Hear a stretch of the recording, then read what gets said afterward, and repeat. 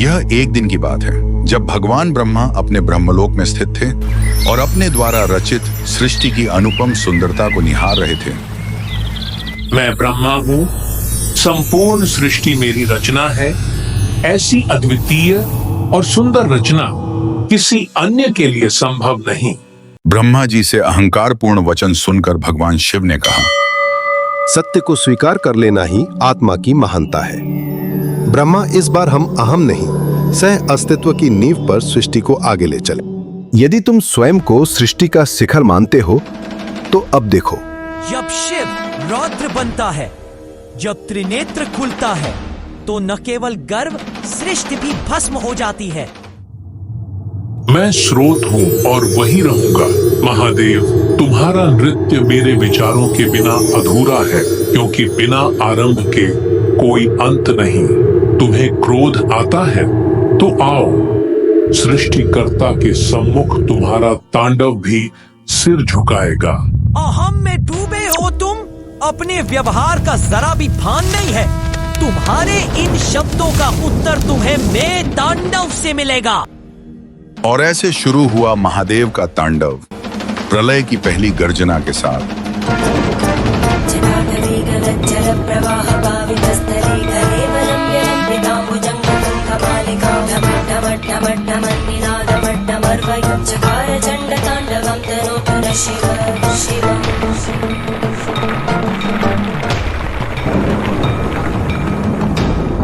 और इसी तांडव का परिणाम था महादेव के त्रिशूल से ब्रह्मा के मस्तक का विच्छेदन। उसके बाद ब्रह्मा के अहंकार का नाश हुआ और वे शिवजी से विनम्रता पूर्वक बोले, आपने मेरे केवल एक शिरोभाग का संहार नहीं किया, आपने उस अहंकार का अंत किया जिसने मेरी चेतना को आवृत कर रखा था।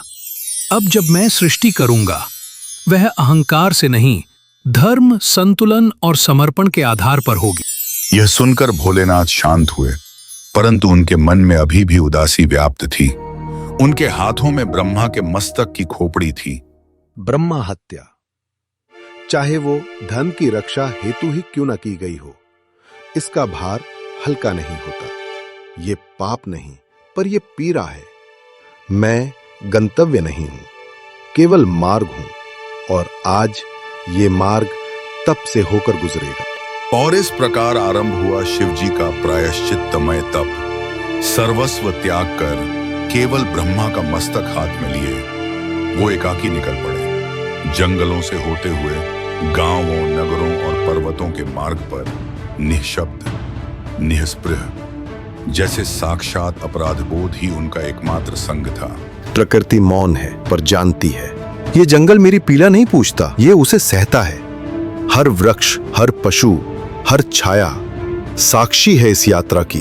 काशी, मेरी ही सांसों से रची ये नगरी आज मुझे ऐसे देख रही है जैसे पहली बार गंगा की लहरें जो कभी मेरे जटाओं में ठहरी थीं, आज मेरे चरण धो रही हैं। जैसे वे कह रही हों, प्रायश्चित पूर्ण हुआ नाथ, अब विश्राम लो। और शिव पुनः शिव हो जाते हैं। अब कोई बोझ नहीं है, न समय का न स्मृति का। मैं शून्य हूं और उसी में संपूर्ण भी। महादेव अपने प्रायश्चित को पूर्ण करके काशी को अपना निवास स्थान बना लेते हैं और इसी कारणवश काशी नगरी समस्त पापों के प्रायश्चित का मूल आधार बन जाती है।